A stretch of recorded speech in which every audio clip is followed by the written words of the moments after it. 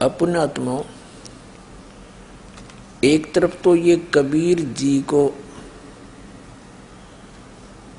अपना इष्ट मानते हैं, फिर इनसे प्रश्न किया कि क्या कबीर जी भगवान है? ये कहता नहीं, वो एक जीव है, मानव है।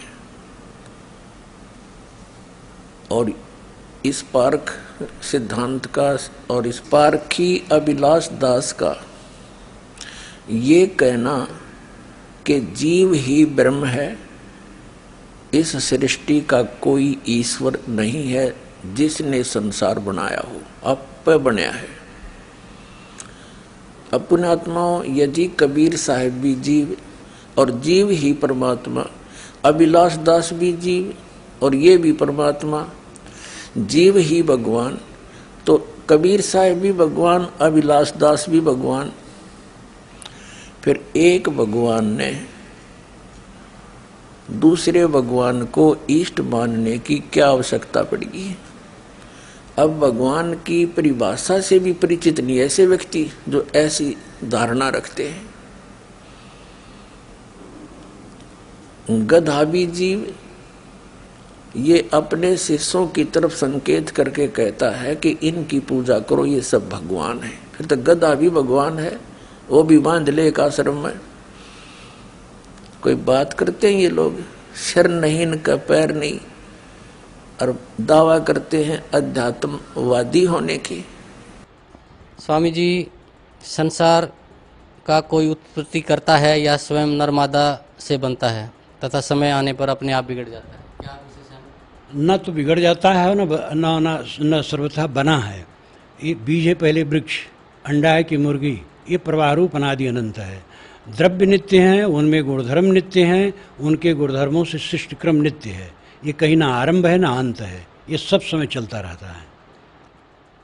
ये संसार की उत्पत्ति कैसे हुई? संसार की उत्पत्ति ही नहीं हुई, संसार सदा से है। आप यही समझ लीजिए, विज्ञान से देख लीजिए कि द्रव्य जितना है उतना ही रहता है, वो न घटता है न बढ़ता है।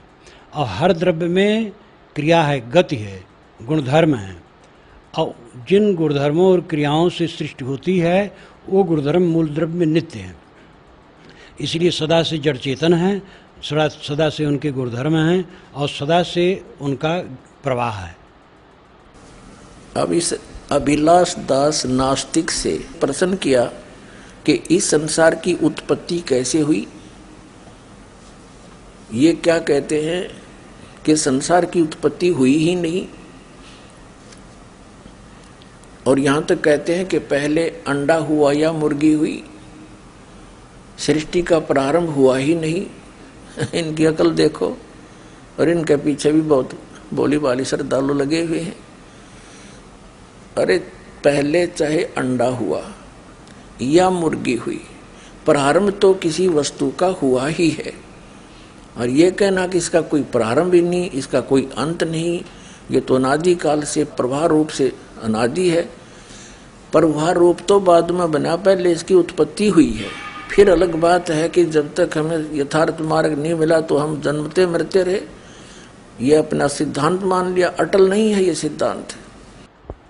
स्वामी जी, पारख सिद्धांत को फलीभूत करने के लिए आपके पंथ के प्रवर्तक ने कौन से ग्रंथ को आधार माना है? वो तो बीजक उनकी वाणी है, बीजक ही उनकी वाणी है मुख्य, उनकी वही रचना है। और फिर उसमें तो सब बातें हैं, आप बीजक पढ़िए तो वेद शास्त्र सब कुछ बातें आएंगी, वो सब पढ़ने से अपने आप पता चलता है। ये कौन से ग्रंथ से प्रमाणित है? बीजक, कबीर बीजक। कबीर बीजक। अब इस अभिलाष दास नास्तिक से पूछा गया कि आप जी इस पारक सिद्धांत को फलीभूत करने के लिए किस ग्रंथ का सहयोग लिया? कबीर बीजक का। अब कबीर बीजक का सहयोग क्यों लिया? एक जीव के द्वारा लिखी हुई वाणी को अपने समर्थन में और अपने अज्ञान को बढ़ाने के लिए उसका सहयोग क्यों लेना पड़ा एक दूसरे भगवान ने? अभिलाष दास भी भगवान, क्योंकि जीव है वो, कबीर साहब भी उसकी दृष्टि में जीव हैं, तो वो भी जीव और अभिलाष दास भी जीव। तो इसका मतलब कबीर साहब भी भगवान, अभिलाष दास भी भगवान। तो एक भगवान को दूसरे भगवान से सहयोग लेने की आवश्यकता पड़ेगी। तो इस ब्रह्म की यानी ईश्वर की डेफिनेशन समाप्त कर दी इस व्यक्ति ने, परिभाषा ही नाश कर दिया। परमात्मा समर्थ है, सक्षम है, उसको किसी के सहयोग की आवश्यकता नहीं, और जीव को परमात्मा के सहयोग की आवश्यकता है। स्वामी जी, जीव की मुक्ति भक्ति से संभव है, किसी मंत्र के जाप से संभव है, या ध्यान लगाने से संभव है? मंत्र जाप से मुक्ति नहीं होती है। नाना मत हैं, उनके मंत्र हैं, और मंत्र जपना बुरा नहीं है। स्वामी जी, ध्यान का मोक्ष मार्ग में या भक्ति मार्ग में ध्यान का क्या महत्व है? ध्यान का अर्थ है कुछ न सोचना। पहला ध्यान तो यह है कि किसी महापुरुष का चित्र मन में लेकर के उसे मन रोकना, आंखें बंद किए तो आंखों में जो गर्मी इत्यादि की दिखाई देती उसी में मन ठहराना, या सांस पर मन ठहराना। तो ये सब क्रिया योग हैं, आलंबन है, सहारा है पहले। अंतिम ध्यान है कुछ न सोचना, संकल्पों का त्याग करना। अब इस अभिलाष दास नास्तिक से प्रश्न किया गया कि जीव को मुक्ति में भक्ति और नाम जाप की आवश्यकता है या नहीं। ये कहता नहीं, जीव को नाम जाप करने की कोई आवश्यकता नहीं, और केवल एक ध्यान लगाना है।